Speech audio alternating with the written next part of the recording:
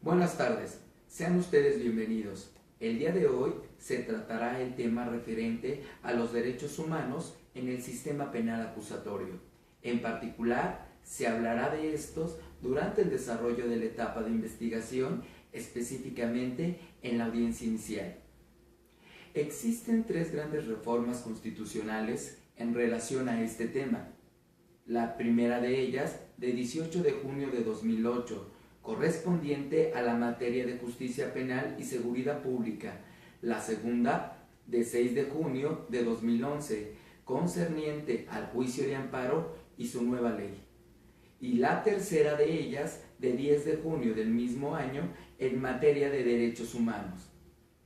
Siendo esta última la más importante por considerarse la columna vertebral de todo el sistema jurídico nacional, pues conllevó la modificación de 11 artículos de la Constitución, los cuales son los numerales 1, 3, 11, 15, 18, 29, 33, 89, 97, 102 y 105. Para el tema que se trata el día de hoy, merece primordial importancia hacer referencia específica al artículo primero, en sus 3 párrafos iniciales, donde se pueden apreciar diversos conceptos novedosos e íntimamente relacionados con el sistema penal acusatorio. El primer párrafo establece que en los Estados Unidos mexicanos, todas las personas gozarán de los derechos humanos reconocidos en la Constitución y en los tratados internacionales de los que el Estado mexicano es parte, así como de las garantías para su protección, cuyo ejercicio no podrá restringirse ni suspenderse, salvo en los casos y bajo las condiciones que la misma establezca, de lo cual derivan 2 ejes importantes. El primero de ellos es el concepto de personas, ya que no únicamente se hace referencia a estas como las personas físicas en un sentido estricto, como se podría creer, sino que también dicho concepto abarca a las personas morales, pues su interpretación debe atender a un sentido amplio. El siguiente eje gira en torno a la interpretación que distingue entre la concepción de derechos humanos y garantías, siendo estas últimas los mecanismos para hacer valer y respetar dichos derechos. El segundo párrafo señala que las normas relativas a los derechos humanos se interpretarán de conformidad con la Constitución y con los tratados internacionales de la materia, favoreciendo en todo tiempo a las personas la protección más amplia. Párrafo que es la base para que las autoridades en el ámbito de sus competencias, al aplicar la norma jurídica, ésta sea interpretada conforme a la Constitución y a los tratados internacionales de los que el Estado mexicano sea parte, así como del principio pro persona o también conocido como principio pro homine, mediante el cual la interpretación que se haga de la norma será en un sentido amplio, es decir, aquella que más favorezca a la persona. Por su parte, el párrafo tercero establece que todas las autoridades en el ámbito de sus competencias tienen la obligación de promover, respetar, proteger y garantizar los derechos humanos, de conformidad con los principios de universalidad, interdependencia, indivisibilidad y progresividad. En consecuencia, el Estado deberá prevenir, investigar, sancionar y reparar las violaciones a los derechos humanos en los términos que la propia ley establezca. De lo anterior se desprenden tanto las obligaciones de todas las autoridades, entendiéndose por estas a las del ámbito ejecutivo, legislativo y judicial, así como para el propio Estado mexicano, y se establecen los principios que rigen a los derechos humanos. Ahora bien, procederé a enunciar algunos de los derechos humanos más importantes de los que gozan las partes procesales inmersas en la audiencia inicial, mismos que tienen su base en la dignidad de las personas y que por ello las autoridades deberán de tutelar.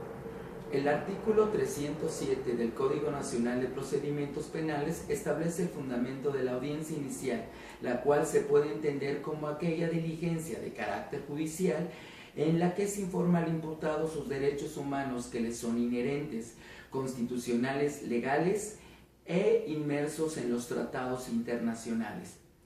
Se realizará el control de legalidad de la detención, si correspondiere, se formulará la imputación, se le hará de su conocimiento su derecho a declarar, se solicitará la vinculación a proceso, se discutirá la imposición de medidas cautelares y se definirá el plazo para el cierre de la investigación. Bajo estos lineamientos, se debe señalar que las partes procesales, específicamente el imputado, la víctima u ofendido, tienen los siguientes derechos humanos en común: derecho a la igualdad ante la ley y ante los tribunales, derecho a un fiscal imparcial y objetivo, derecho a la privacidad y a la intimidad, derecho a que sean oídos por un tribunal competente, independiente e imparcial, derecho a contar con el tiempo y medios necesarios para la defensa de sus respectivos intereses, derecho a que puedan presentar pruebas y examinar testigos, derecho a que tengan medios de impugnación a su alcance, derecho a que se le proporcione asistencia migratoria cuando sean de otra nacionalidad, derecho a que en caso de que no hablen el idioma se les proporcione un intérprete y traductor. Por su parte, los derechos de las personas imputadas los clasificaremos en dos apartados: aquellos que se reconocen en el desarrollo de la audiencia y aquellos que les son inherentes cuando se encuentren en calidad de detenido. Los primeros de ellos son: derecho a que se le presume inocente durante todo el procedimiento penal, derecho a no declarar, es decir, a guardar silencio, mismo que no puede ser considerado en su perjuicio, derecho a un defensor de su elección, derecho a que este defensor de su elección pueda ser de oficio o particular, derecho a defenderse personalmente, derecho a una defensa técnica y adecuada,